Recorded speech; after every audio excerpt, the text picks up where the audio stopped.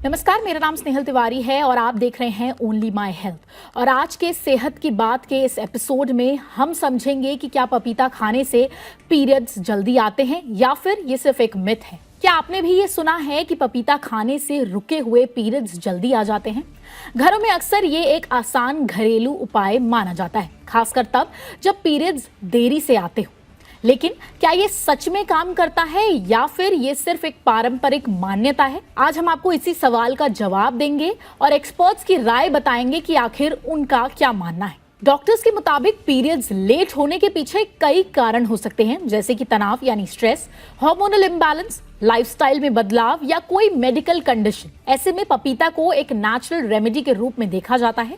आमतौर पर कच्चा या आधा पका पपीता जिसमें कुछ खास तत्व पाए जाते हैं। ऐसे में पपीता को एक नेचुरल रेमेडी के रूप में देखा जाता है, खास तौर पर कच्चा और आधा पका हुआ पपीता जिसमें कुछ खास तत्व पाए जाते हैं। पपीता में मौजूद कैरोटीन और पपेन एंजाइम्स जो होते हैं वो एस्ट्रोजन हार्मोन और यूट्रस की गतिविधि को प्रभावित कर सकते हैं। इसी वजह से पारंपरिक तौर पर यह माना जाता है कि पपीता पीरियड्स को ट्रिगर कर सकता है। अब ये काम कैसे करता है? यूट्रस में हल्की सिकुड़न पैदा करता है, यानी कि कॉन्ट्रैक्शन ला सकता है, शरीर की गर्मी बढ़ा सकता है, हार्मोनल गतिविधि को थोड़ा प्रभावित कर सकता है, पीरियड फ्लो को शुरू करने में मदद कर सकता है। लेकिन यहाँ सबसे जरूरी बात यह है कि इस दावे को लेकर कई मौजूद साइंटिफिक रीजन भी हैं। लेकिन यहाँ पर समझने वाली बात यह है कि इस दावे को लेकर कोई भी मजबूत साइंटिफिक रीजन मौजूद नहीं है। एक्सपर्ट्स का साफ कहना है कि पपीता का असर हर व्यक्ति पर अलग अलग तरीके से हो सकता है और ये कोई गारंटेड या मेडिकल तरीका नहीं है पीरियड्स लाने का। पपीता पीरियड्स लाने का प्रमाणित तरीका नहीं है।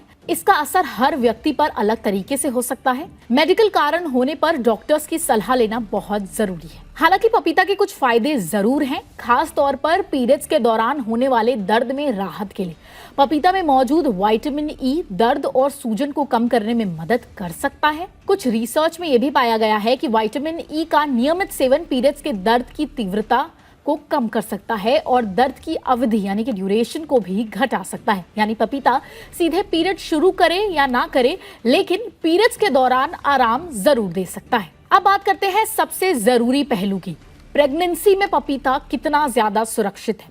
एक्सपर्ट्स के अनुसार खासकर कच्चा या आधा पका हुआ पपीता प्रेगनेंसी में जोखिम भरा हो सकता है। कच्चा पपीता यूट्रस में सिकुड़न को बढ़ा सकता है, इससे असामान्य कॉन्ट्रैक्शन का खतरा हो सकता है। शुरुआती प्रेगनेंसी में इसे अवॉइड करना बेहतर होता है। कुछ स्टडीज में ये भी सामने आया है कि आधा पका हुआ पपीता जानवरों में खतरनाक यूटेराइन एंजाइम्स का कारण बन सकता है।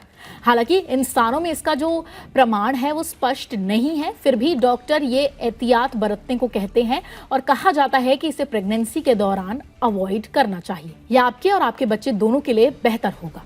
तो कुल मिलाकर पपीते को लेकर जो धारणाएं हैं वो पूरी तरीके से गलत भी नहीं है, लेकिन इसे सही भी नहीं कहा जा सकता है क्योंकि इसके पीछे कोई भी साइंटिफिक रीजन या फिर कोई भी साइंस नहीं है। ये एक पारंपरिक उपाय जरूर है, लेकिन इसे मेडिकल सोल्यूशन मानना सही बिल्कुल नहीं होगा। तो अगर आपके भी पीरियड्स बार बार लेट हो रहे हैं तो खुद से इलाज करने की बजाय डॉक्टर से सलाह लेना ज्यादा जरूरी है, क्योंकि सही जानकारी और सही इलाज ही आपकी सेहत को सुरक्षित रख सकता है। तो आज के लिए बस इतना ही। ऐसी ही और हेल्थ रिलेटेड खबरों के लिए हमारे चैनल ओनली माय हेल्थ को सब्सक्राइब करना ना भूलें।